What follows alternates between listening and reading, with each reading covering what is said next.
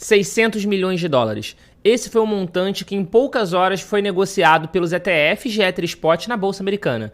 Sobre como isso influenciou o mercado cripto e vai influenciar é o que a gente vai conversar aqui agora no vídeo do Cointelegraph Brasil. O dia 23 de julho de 2024 já está marcado na história do mercado cripto. Exatamente 2 meses após o sinal verde da SEC para a criação dos ETFs de Ether Spot, a gente teve início das negociações propriamente dita desses ETFs. Esse prazo de 2 meses acabou acontecendo porque no dia 23 de maio de 2024, o que a SEC deu foi o sinal verde, a luz verde, para a criação desses ETFs, mas não para comercialização. Porque para comercialização eles ainda precisavam aprovar um registro chamado S1. E a SEC, junto com as gestoras, trabalharam juntas durante esses 2 meses para justamente a aprovação desse registro, algo que aconteceu no dia 22 de julho de 2024. Então as operações, as negociações tiveram início no dia de hoje, no dia 23. E o lançamento a gente pode dizer que foi um lançamento bem sucedido.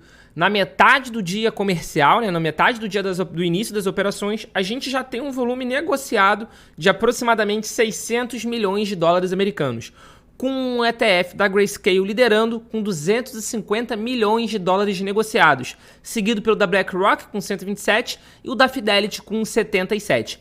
Vale ressaltar que essas 3 primeiras posições estão bem similares às 3 primeiras posições que a gente tem no ETF de Bitcoin Spot. Aqui, ó, BlackRock, Grayscale e Fidelity são os 3 maiores. A gente pode perceber que atualmente, no caso do ETF de Bitcoin, da BlackRock é o maior, com 334 mil Bitcoins sob gestão, que é o que eles chamam de AUM, que é o Assets Under Management. O da Grayscale é o segundo, com 272, e o da Fidelity é o terceiro, com 181.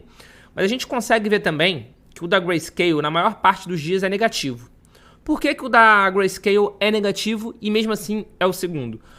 A Grayscale, antes de ter esse ETF, eles tinham um fundo não negociado em bolsa, um trust, que eles conseguiram via judicial justamente a conversão para esse dispositivo chamado ETF. Inclusive, eles são, na minha opinião, um dos grandes responsáveis por a gente ter o ETF de Bitcoin Spot, porque eles ganharam da SEC, na justiça, o direito de fazer essa conversão. Então isso acabou abrindo a porteira para todas as outras gestoras.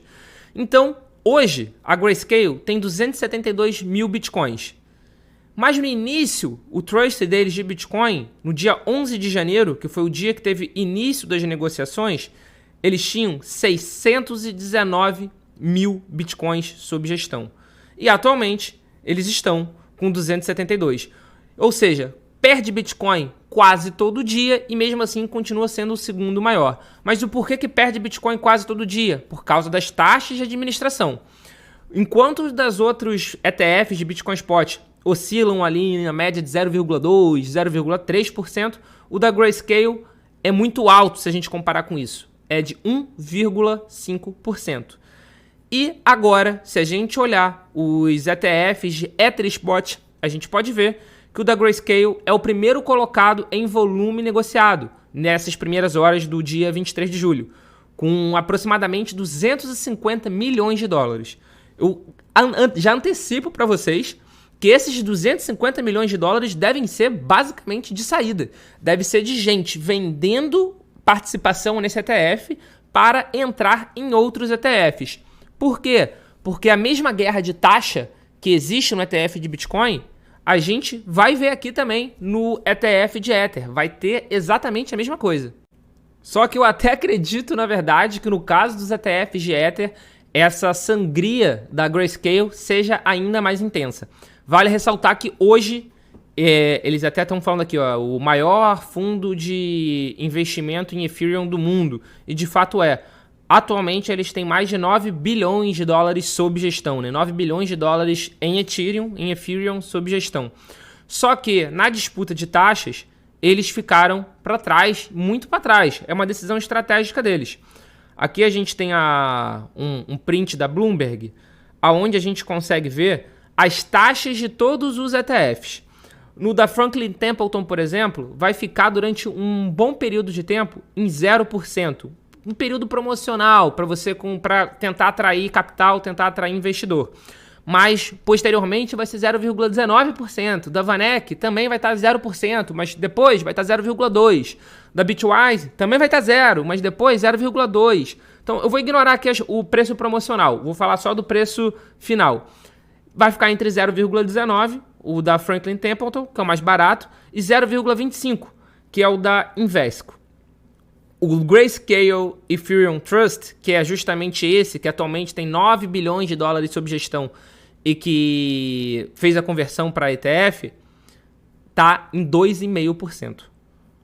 2,5%. Então, se a gente comparar a 0,19, 0,20 com 2,5%, a gente vai ter a mais plena convicção de que vai acontecer o mesmo cenário que aconteceu no caso dos ETFs de Bitcoin, só que até num ritmo mais acelerado, porque é uma distância, uma diferença ainda maior.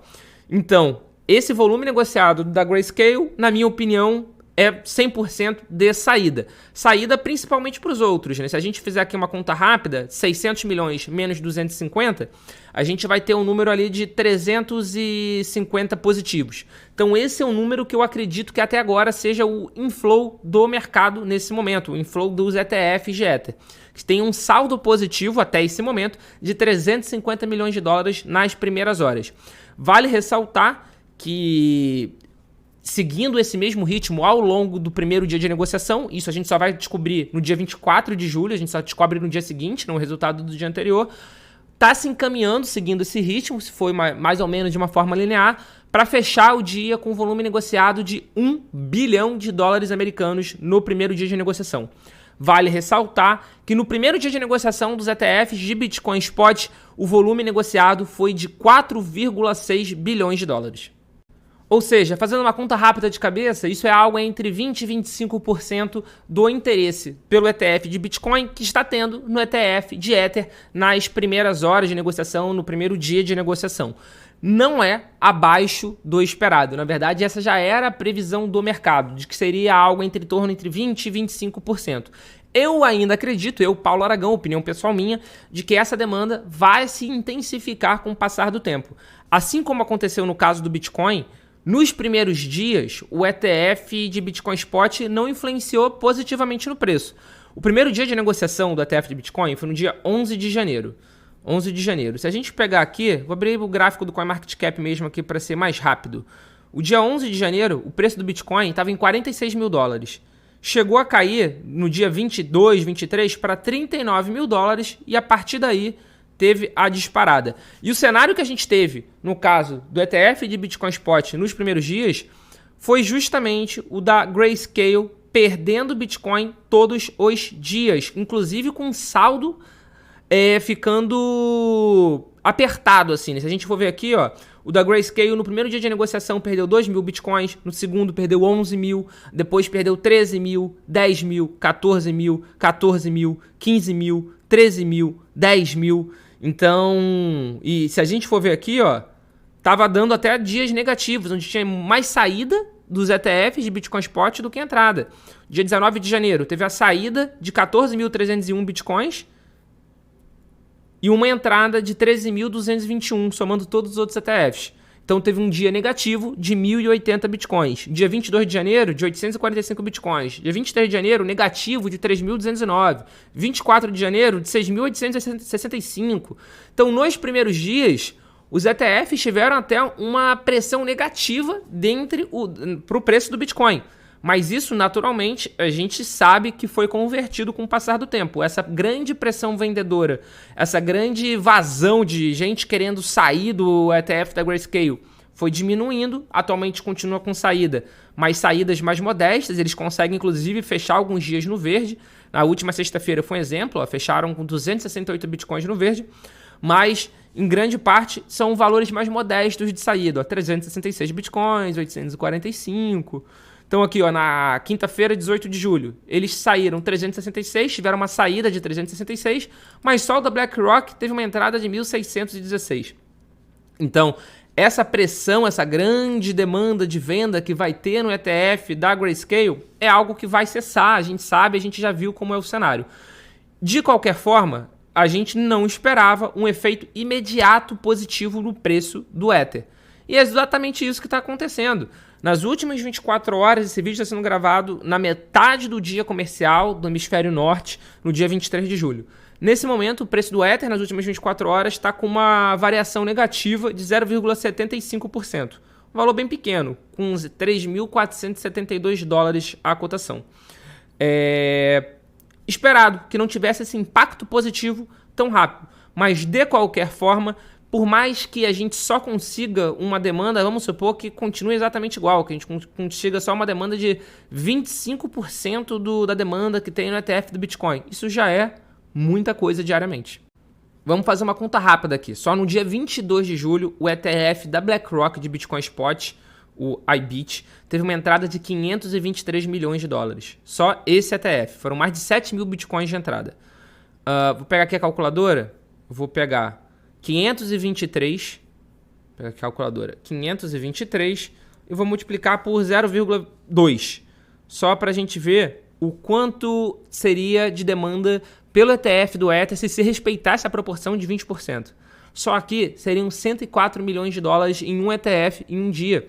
Isso já é muita coisa. Se a gente pegar todo o valor que já tem até agora, já são 913 bitcoins sob gestão dos ETFs de Bitcoin Spot dos Estados Unidos. Se a gente pegar isso, multiplicar por dólar para saber a cotação do atual momento e multiplicar por 20, 25%, a gente vai ver um montante que é um montante muito grande. É um montante significativo e que, sem sombra de dúvida, faz toda a diferença no mercado cripto de uma forma geral. Traz muita liquidez, traz muito capital. E muitas vezes um capital que não poderia estar comprando criptomoeda diretamente. Porque é uma instituição, é uma empresa, é um family office, é um fundo de pensão que não consegue criar uma conta numa corretora, criar uma conta em uma exchange e comprar um Bitcoin, se expor num Ether, não consegue se expor em criptomoeda. Então os ETFs são, sem sombra de dúvida, um excelente dispositivo para esse tipo de investidor. E o dinheiro desse tipo de investidor faz total diferença no mercado de uma forma geral. E isso aconteceu num excelente momento para o mercado. A gente teve, no final de junho, início de julho, a Alemanha despejando seus 3 bilhões de dólares de Bitcoin no mercado, que foram prontamente absorvidos.